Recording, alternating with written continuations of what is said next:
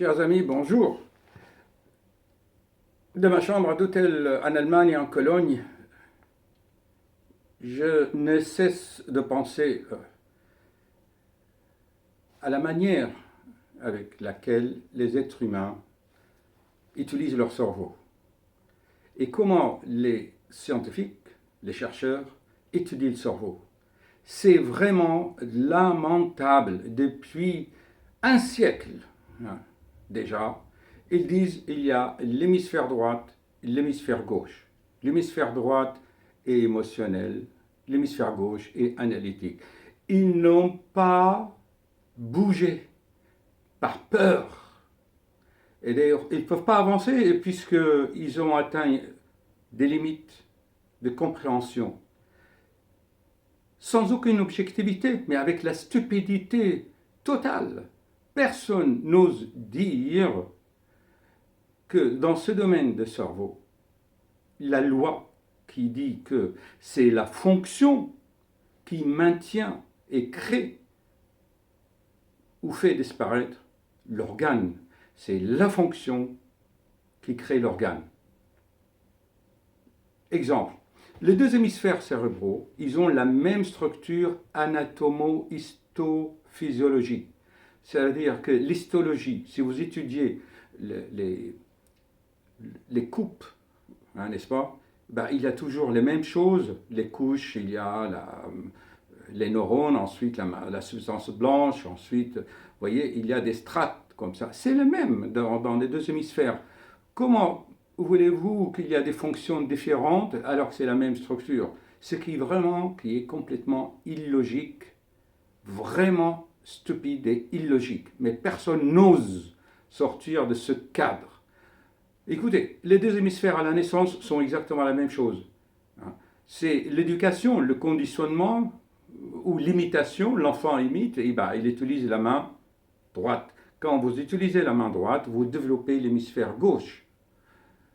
Quand vous utilisez la main, si on laisse l'enfant, si on ne le gronde pas quand on utilise la main gauche quand il était petit, il va développer l'hémisphère droite et l'hémisphère gauche deviendra soi-disant entre guillemets émotionnel et l'autre analytique. Voyez-vous bien que c'est la stupidité totale.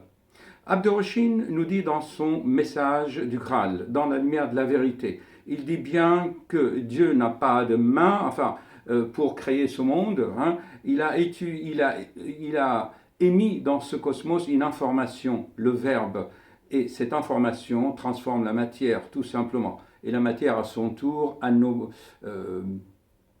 si vous voulez, fonctionne d'une autre façon. Il est spiritualisé en quelque sorte, magnétisé, ou elle est chargée d'autres informations. Vous prenez le diamant de votre bague, et bien ce diamant, ce quartz qui est dans le diamant, a déjà enregistré tous les potentiels électromagnétiques de votre environnement et de votre propre cerveau. Il y a même des médiums de voyantes, ils regardent le diamant de votre bague, ils lisent toute votre vie. Enfin, ça quand même, ça existe, c'est pas de l'hystérie collective, ce n'est pas de la mythologie. Donc je reviens à cette loi, bien mentionnée dans le message de Graal, et connue d'ailleurs par l'évolutionniste, les biologistes, les anthropologues, les chercheurs. La fonction crée l'organe. Dans le message de Graal, Abderrachid donne l'exemple simple. Les poissons, prenez les poissons, qui aiment nager, n'est-ce pas, dans les profondeurs pour chasser. Ils ont pris l'habitude comme ça, ils ont aimé ça. Eh bien, la vessie natatoire, vous savez, qui se gonfle d'air pour les faire remonter à la surface, s'atrophie, diminue petit à petit. Ils n'ont plus de vessie natatoire chez les poissons. Cherchez ça sur Google, vessie natatoire chez les poissons.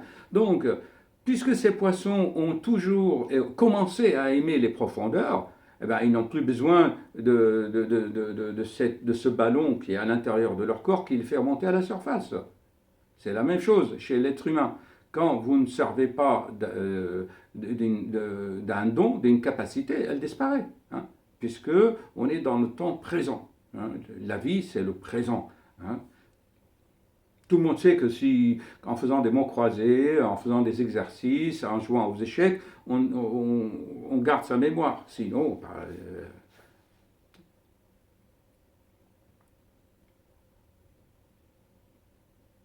la fonction crée l'organe. Il n'y a pas de raison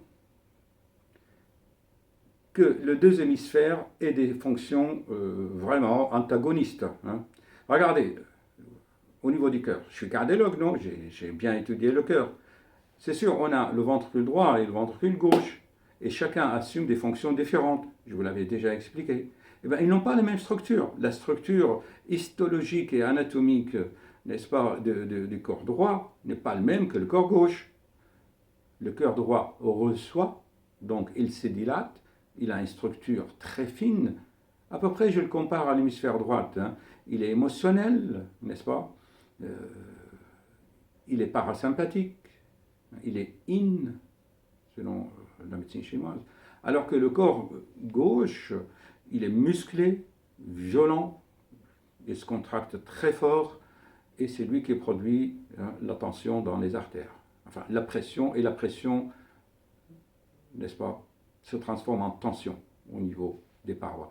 Allez expliquer ça à un généraliste que la pression se transforme en tension. Très peu de gens le savent, mais il vient discuter quand même. Ah, docteur, ma tension artérielle qui monte et qui descend. Allez lui expliquer que c'est la pression qui crée une tension au niveau de la paroi, ça, qu'il a joué au médecin et vient discuter le médicament. Donc, je disais, il n'y a pas de raison que les deux hémisphères cérébraux sont d'une structure histologique analogue et qu'il ait des fonctions différentes. Peut-être certaines subtilités ou une distribution des charges, vous voyez. Mais le cervelet, dont on parle dans le message de Graal, le cervelet, n'a pas la même structure, elle est plus fine. Et tout le monde s'obsède d'une façon vraiment ridicule que le cervelet, on sait que c'est pour l'équilibre, la coordination et la finesse des mouvements.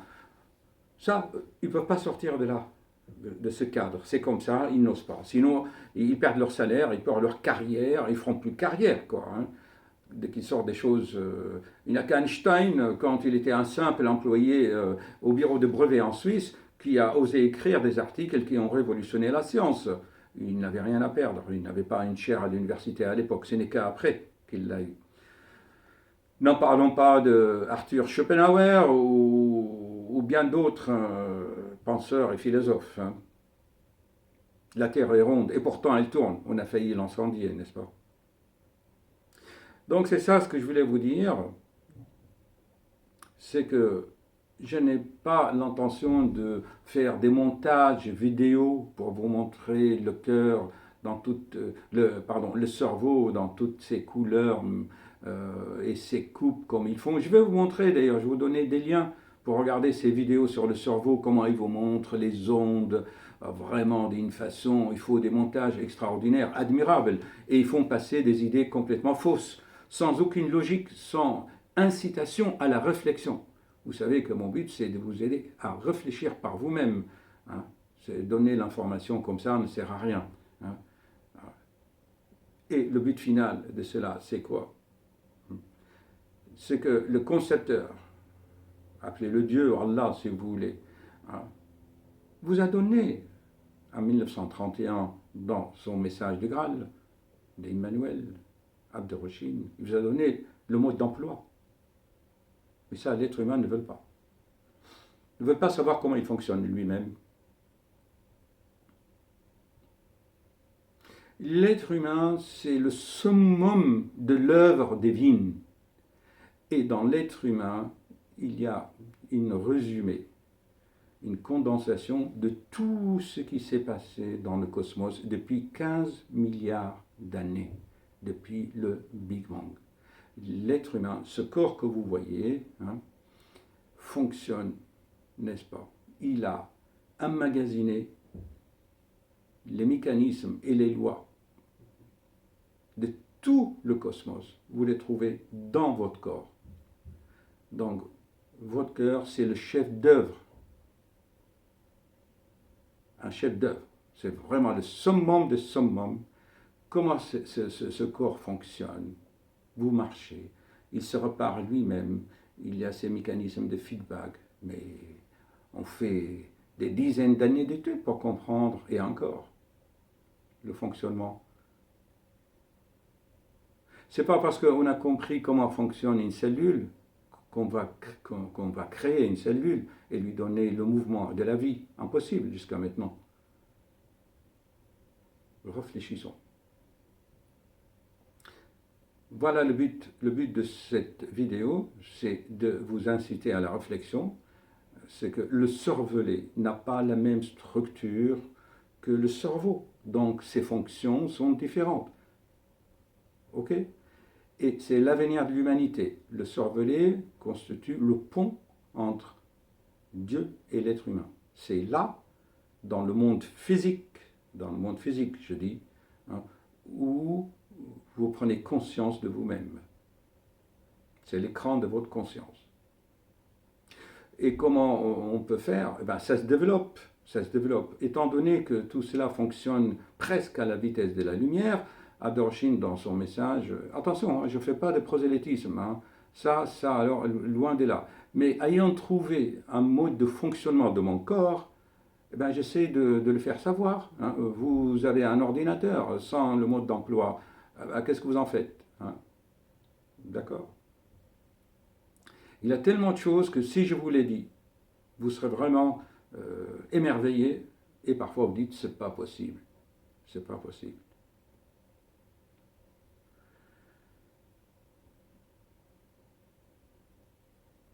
Il faut donc sortir du cadre du cerveau. Et le cerveau, il faut l'imaginer,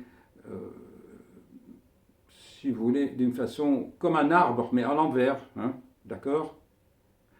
C'est-à-dire que le cerveau devient la racine et le plexus solaire et le système neurovégétatif autonome, n'est-ce pas, devient les branches et les feuilles, comme une sorte d'antenne. Tout instrument électronique, n'est-ce pas, qui travaille avec des ondes, a besoin d'une antenne. Et l'antenne du cerveau, hein, c'est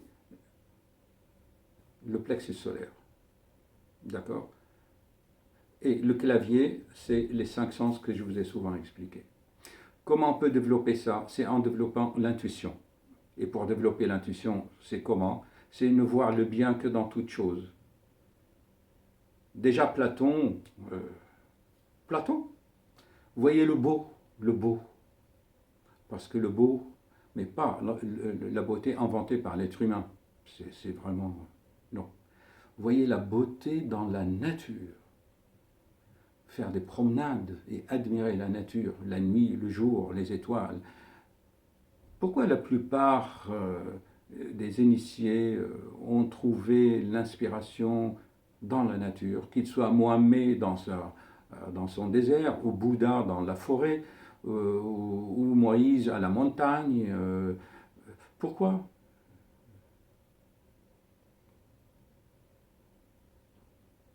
Se connecter. Donc, à bientôt.